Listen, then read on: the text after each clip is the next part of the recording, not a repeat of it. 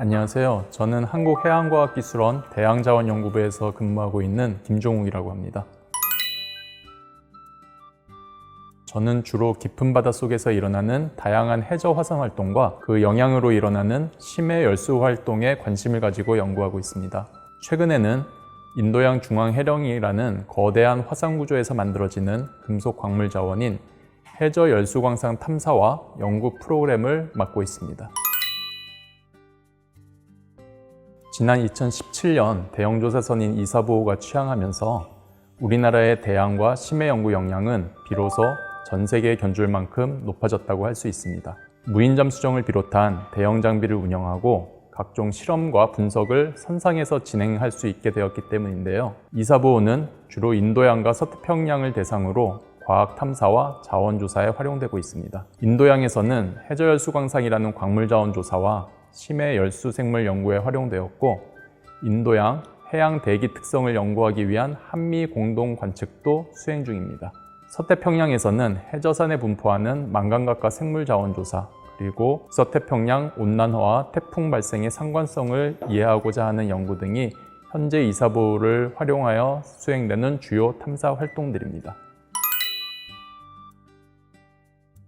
최근 전기자동차나 풍력발전과 같은 저탄소, 친환경 에너지 산업의 규모가 커지면서 이들의 필수 재료로 쓰이는 다양한 금속에 대한 수요가 급증하고 있습니다. 이들을 핵심 금속이라고도 부르는데요. 이들 핵심 금속의 상당수는 일부 국가들이 독점 공급하고 있어 자원 무기화와 같은 공급 불안 요소가 많습니다. 그런데 육상의 금속 자원들은 상당히 고갈되어 새로운 육상 자원의 개발은 사회경제 그리고 환경 부담이 매우 높습니다. 심해저 광물 자원은 다양한 핵심 금속을 다량 포함하고 있어 급증하고 있는 금속 수요의 해결 방안으로서 최근 더욱 주목받고 있습니다. 따라서 좀 더 좋은 자원을 확보하기 위한 심해 광물 자원 탐사의 경쟁은 그 어느 때보다도 높다고 할 수 있습니다.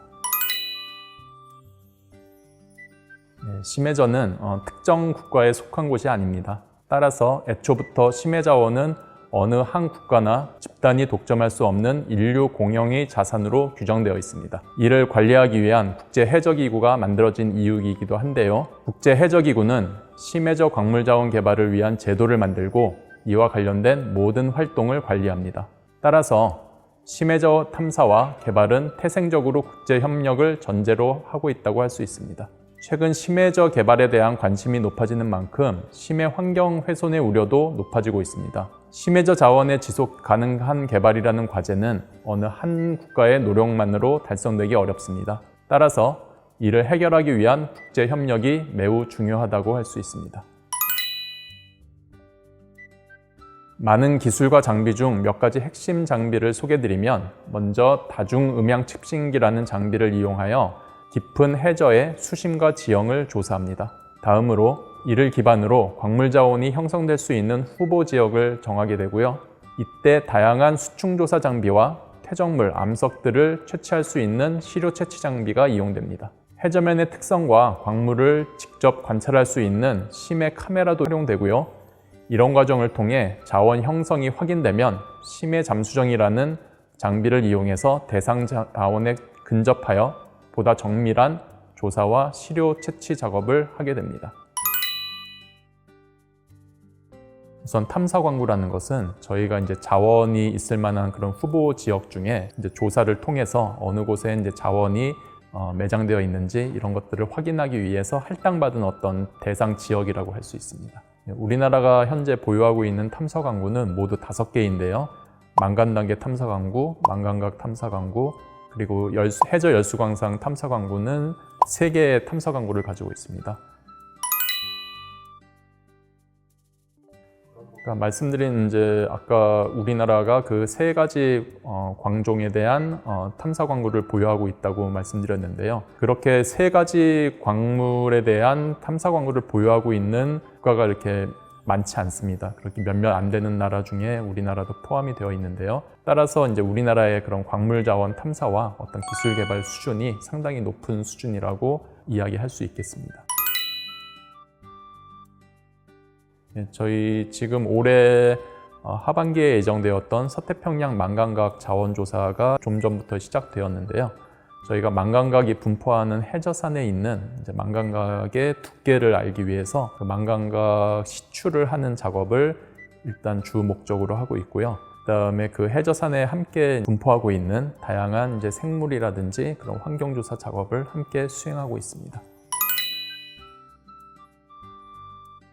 저희가 이제 이사부를 이용해서 저희 대양에서 거둔 대표적인 성과 중에 하나가 바로 심해 열수 분출공을 새롭게 발견한 것인데요. 저희가 인도양에서 새로운 열수 분출공을 발견한 것은 지난 2009년에 처음 시작된 인도양 탐사의 성과였습니다. 당시 조사 지역은 아무런 자료가 없는 그야말로 미지의 땅이었는데요. 따라서 전 세계 열수 분포와 연구에서도 일종의 빠진 조각, 미싱 퍼즐이라고 하는 그렇게 불리우는 지역이었습니다. 근데 이 지역에서 저희가 이제 새롭게 열수 분출공을 발견하면서 저희가 이사부를 통해서 새롭게 거둔 성과라고 할 수 있습니다.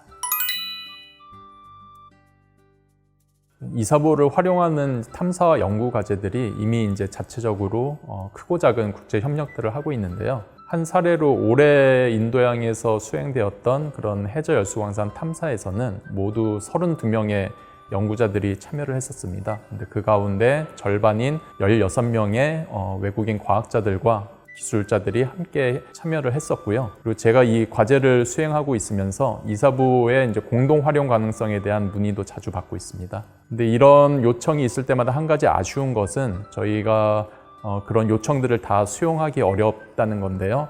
왜냐하면 저희 자체적으로도 이미 이사부가 활용 일수가 연간 거의 이제 맥시멈에 다 다다라 있기 때문인데요. 저희가 더 그런 공동 활용을 하고 싶어도 더 이제 물리적인 어떤 시간적 제약이 있게 되는 거죠. 그래서 따라서 이런 것들이 저희가 이제 그런 대양이나 심해에서 활용할 수 있는 연구선을 더 확보해야 될 어떤 그런 이유가 될 수도 있겠습니다. 사실 제가 연구소에 와서 해저열수광상에 대한 연구를 이제 본격적으로 하게 되었는데요. 그때 제가 생각했던 소망이라고 할까요? 그런 것은 우리 스스로 어떤 새로운 열수 지역을 이제 발견하는 것이었는데요.